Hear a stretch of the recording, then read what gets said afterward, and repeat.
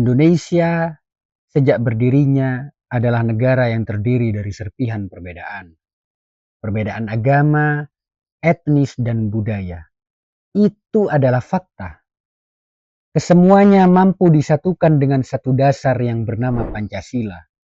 Pancasila disebut sebagai solusi untuk menyatukan beberapa perbedaan. Sebut saja perbedaan yang mendasar dari bangsa ini adalah nasionalisme, marxisme, dan agamisme. Tapi, apakah Indonesia benar-benar mampu bersatu dengan Pancasila? Faktanya, Indonesia masih saja dihiasi dengan pertikaian. Kelompok-kelompok separatis dari sejak berdirinya menghiasi perjalanan bangsa ini. Jika mengingat beberapa kejadian tersebut, maka sebenarnya Pancasila tak benar-benar mampu menyatukan mereka. Seperti halnya cita-cita Soekarno ingin menyatukan tiga ruh yang berkembang di Indonesia. Nasionalisme, marxisme, dan agamisme. Tapi sepertinya Bung Karno masih saja terlalu memaksakan persatuan tersebut. Saya memang membaca bahwa pemikiran Pancasila memang hasil renungan dari pembesarnya. Melalui proses yang begitu sangat panjang. Pancasila sendiri berawal dari renungan Bapak Bung Karno ketika ia suka sekali duduk di bawah pohon, tempat pembuangannya di ND sana. Sampai juga melalui proses sidang BPUPKI, hingga panitia 9 puncak dari pembahasan Pancasila. Sejarah panjang bangsa ini memang sangat gurih untuk kita baca, dan saya sangat kagum dengan hasil Pancasila. Seandainya semua elemen mampu mengamalkannya, niscaya tidak akan ada konflik. Karena sila per sila memiliki makna yang dalam bagi mereka yang berpikir dan tidak dibutakan oleh kepentingan.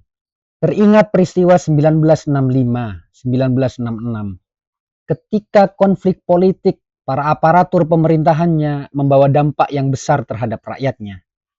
Konflik di mana-mana melalui isu budaya, dan yang paling menonjol adalah isu agama.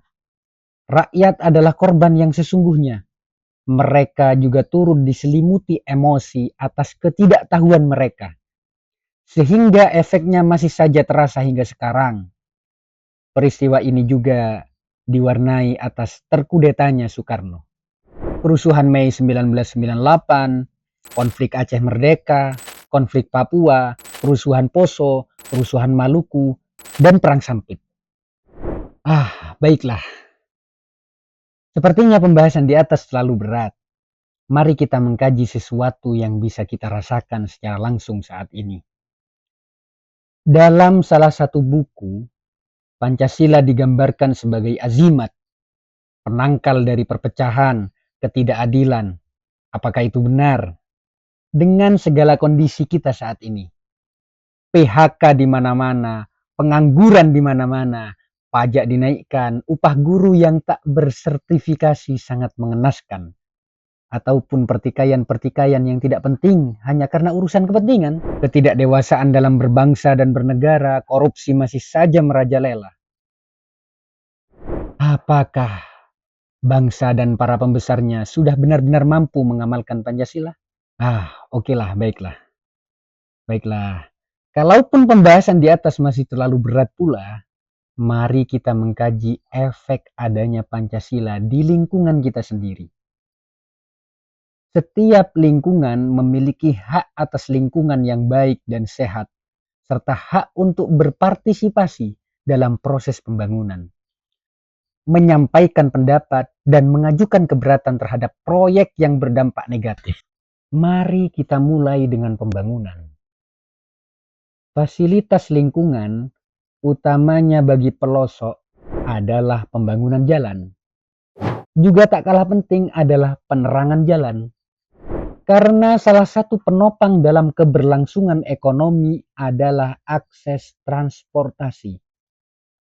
Tapi, apakah itu telah benar-benar terrealisasi? Pembangunan yang tidak merata, prioritas pembangunan yang tidak adil, atau fokus pada kelompok tertentu yang bisa mencitrakan pemimpinnya. Yang lebih menarik, pembangunan hanya untuk mereka yang memiliki potensi suara terbanyak. Aduh.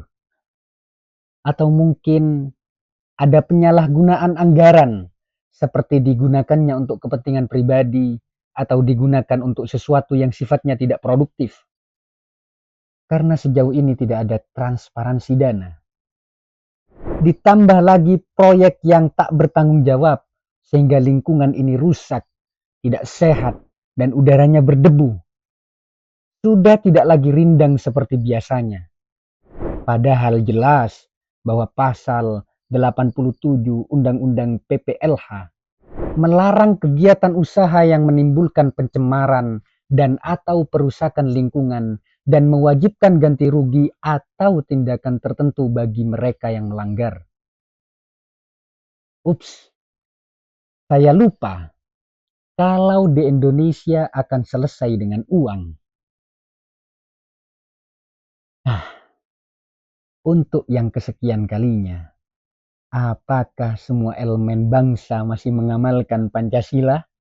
Bung, Pancasila yang kau susun dengan kawan-kawan revolusimu tak benar-benar dipahami dan diamalkan, sehingga kesaktiannya masih belum kita rasakan hingga saat ini.